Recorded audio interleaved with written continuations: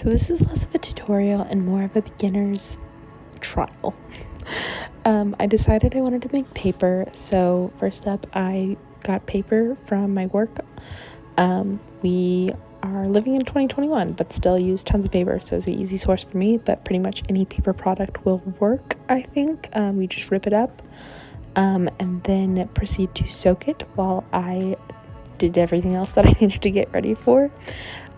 So I needed to make a mold and decal, and basically to do this I got 2x1 by wood, and I got that at my local hardware store, and a staple gun, and just was able to cut that to the size that I wanted my paper to be, and get it together, and it really was actually a lot easier than I was worried it would be. I mean, they're by no means perfect, but honestly work great for what I need them to.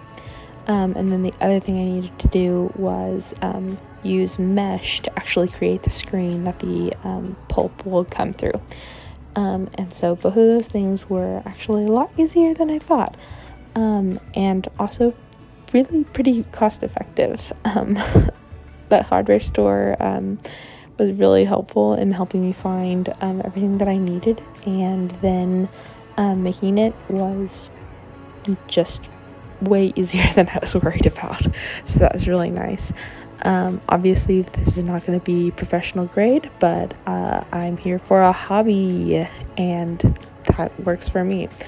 I pretty much just decided I wanted to make paper on a whim, and I watched like 4 YouTube videos. I'd never heard of a mold and decal before, so this is me winging it, and I would say that overall it worked out pretty well. Paper professionals don't come for me. I definitely think that you should maybe get a more stiff mesh. This is a really pretty fabric-y type of mesh. It's what they use to repair windows. And I think that some of the struggles that I had might have been avoided if it was a stiffer mesh. But what I had really did work, so I don't really feel like it was a make or break situation. So really kind of whatever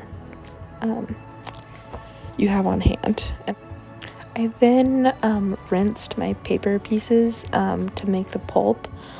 So I just kind of took out the water that was already there by using, honestly, I don't know whether the part with the screen is the mold or the decal. I think it's the decal. I think the mold is what you use to form the paper.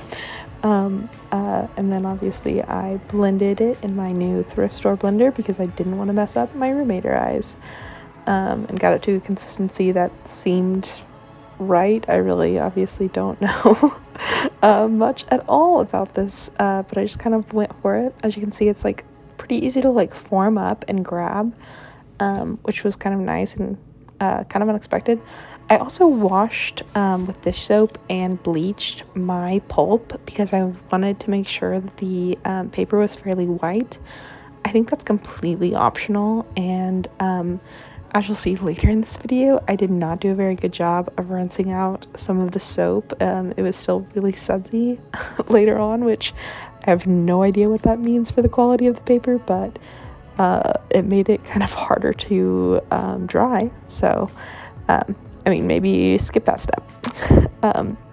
But overall I saw that if you wanted your paper to be really white, those were some of the steps to do it, and I was kind of that's kind of what I was into, so that's what I did. So really easy to use the decal as a sieve. This part is also completely optional, but I wanted something nice to dry my paper on, so I made a bunch of little cloths from a tablecloth I got from the thrift store. Just cut them up in squares. And so this is the actual paper making process. I put the pulp in a bin full of water. Just more pulp the better is what I learned from this experience. And then just dunked the mold and decal in, pulled it out to get the film of paper, waited for the paper to drain, or no, not the paper, the water to drain. And basically that's the main part of it. Then you can, as you can see, take off the mold and see the shape of the paper. It like actually does. I was so surprised it worked. I don't know why. And so this is the part that's definitely I had the most struggles with, and that is getting it off. But basically the method that I found that worked the best was flipping it over onto the cloth, then coming through with a sponge to soak some of the water out. Here are the suds that I was referring to. It's like really soapy. So getting some of the water out kind of just helps dry it out so you can get it off. And then I also used a towel to also get water off. This definitely was kind of a process of figuring out what worked best for me. And definitely, like I said, the more pulp the better. I found it a lot easier when I had thicker paper to get it off more easily. And so then after it was kind of a little bit dry, it was basically kind of a peeling process. I definitely think this is where I have the most room for progress and making that better. But basically this is how it looked before it dried. And here they are dry.